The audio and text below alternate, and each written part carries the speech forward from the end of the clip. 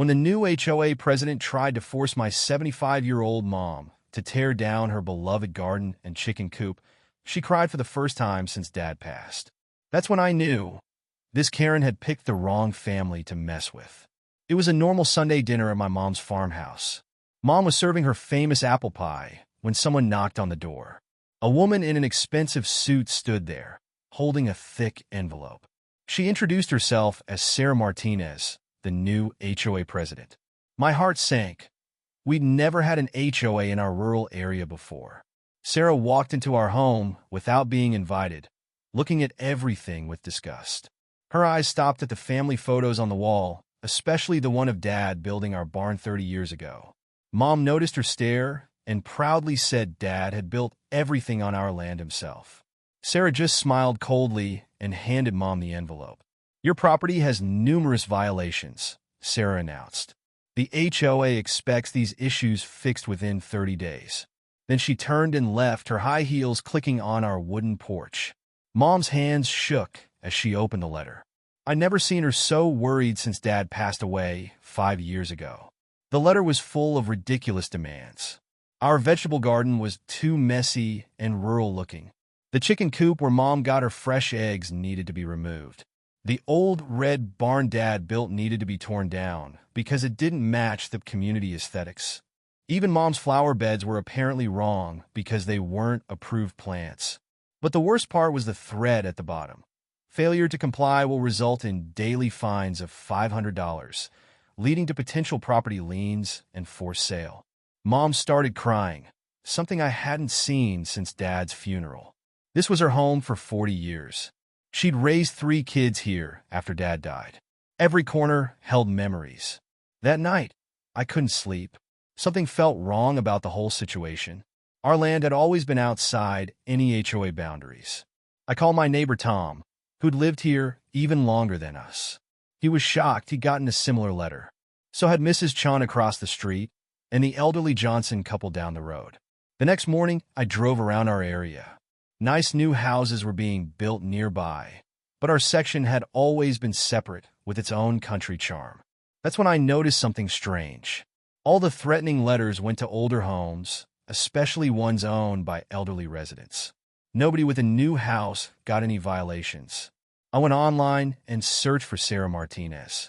What I found made my blood boil. She wasn't just an HOA president. She was also working for Elite Homes, a luxury development company.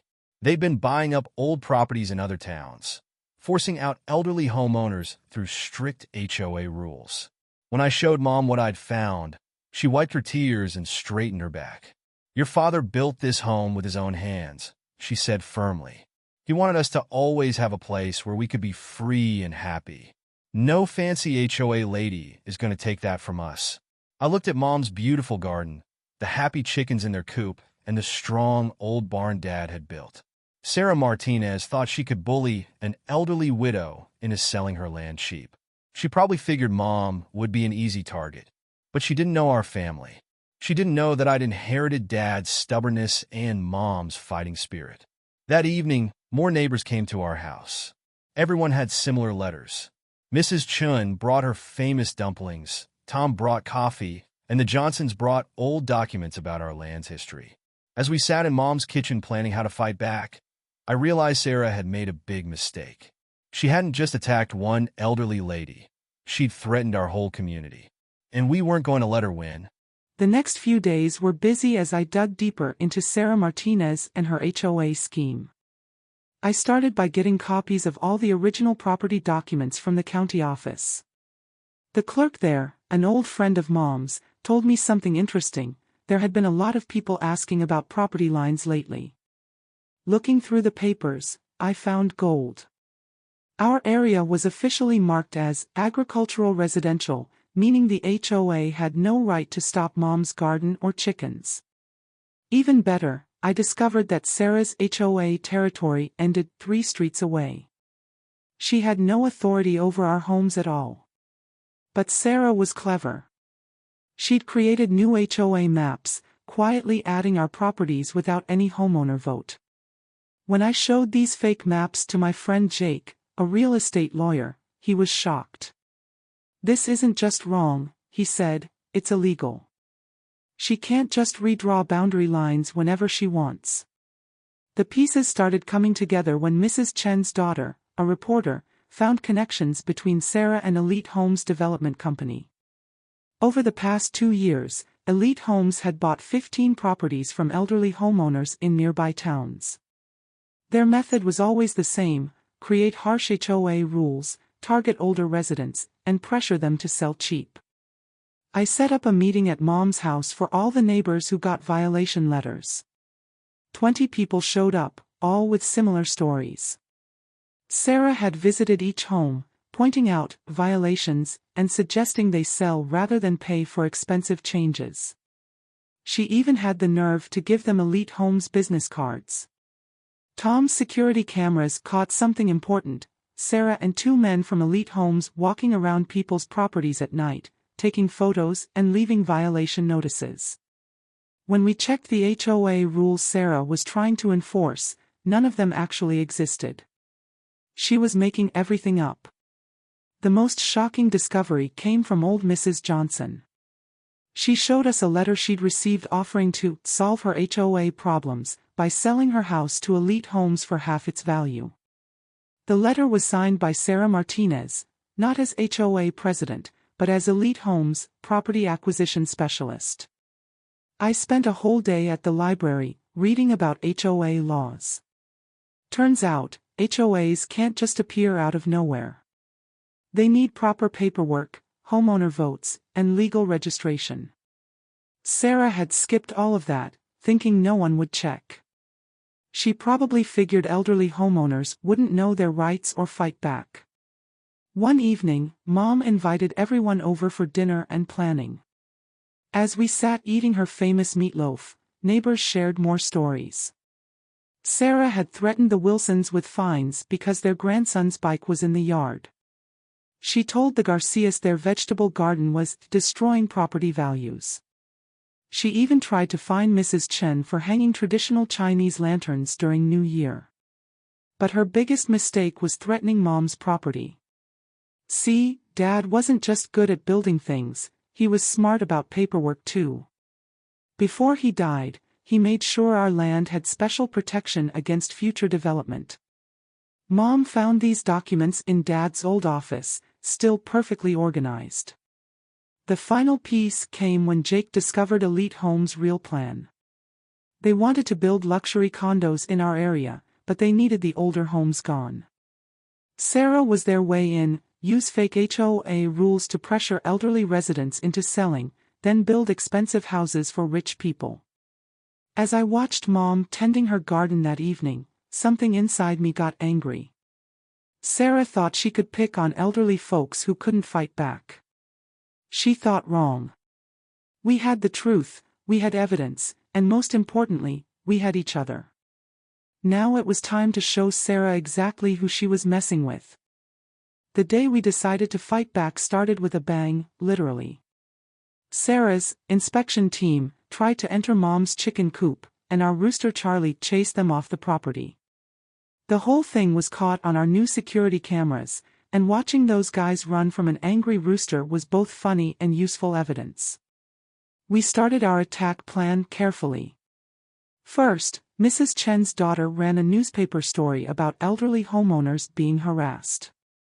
She didn't name Sarah directly, but everyone knew who it was about. The story spread quickly online, and soon local TV stations were calling for interviews. Sarah didn't like the attention. She sent Mom another violation letter, this time threatening a $1,000 daily fine for our aggressive livestock, meaning Charlie the rooster. But we were ready. Jake, my lawyer friend, sent her a beautiful reply: please provide proof that your HOA has legal authority over this property.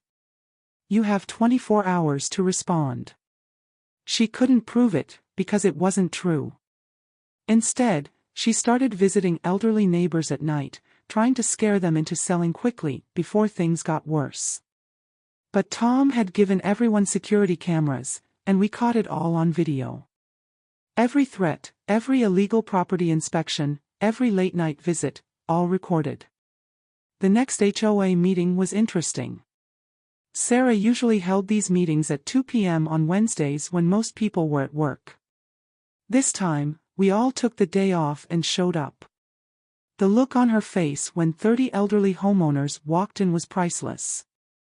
Even better was when Jake stood up and started asking about the HOA's legal registration papers. Sarah tried to end the meeting, but Mrs. Johnson, sweet little Mrs. Johnson who baked cookies for everyone, stood up and said, "I motion to continue the meeting." Everyone seconded it. Sarah had to sit there while we asked questions about everything: the fake boundaries, the illegal fines, the Elite Homes connection. But Sarah's biggest problem came from her own team. One of her HOA board members, feeling guilty about targeting elderly residents, gave us copies of emails between Sarah and Elite Homes. They showed the whole plan: use fake HOA rules to force people out, buy properties cheap, build expensive houses. Some emails even talked about easy targets, meaning elderly homeowners. Mom decided to hold a community barbecue to show we weren't scared. Everyone came, bringing food and support. Even people from the new houses showed up, shocked to learn what their HOA president was doing. The local news came too, filming Sarah trying to put violation notices on cars parked for the barbecue.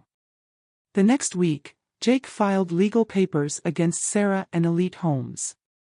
The evidence was strong: fake HOA boundaries, illegal fines, harassment of elderly residents, trespassing, and fraud. But the best part: Dad's old paperwork showed that most of our properties had legal protection against exactly this kind of development plan. Sarah tried one last trick. She sent letters saying our properties were being forcibly annexed into the HOA. Her mistake. She used official HOA letterhead, which made it mail fraud, a federal crime. Even her friends at Elite Homes stopped answering her calls after that. Through all this, Mom stayed strong. She kept gardening, tending her chickens, and sharing vegetables with neighbors. "Your father always said a home isn't just a house," she told me one evening. "It's the love and memories we build in it. Nobody can take that away." The final straw for Sarah came when elderly homeowners from other neighborhoods started coming forward. Turned out, she and Elite Homes had been running this scheme in different areas. Now everyone knew, and everyone was angry. Sarah tried to blame her HOA board members, but we had proof she was in charge. Her perfect plan was falling apart, and it was beautiful to watch. The final HOA meeting was one nobody would ever forget.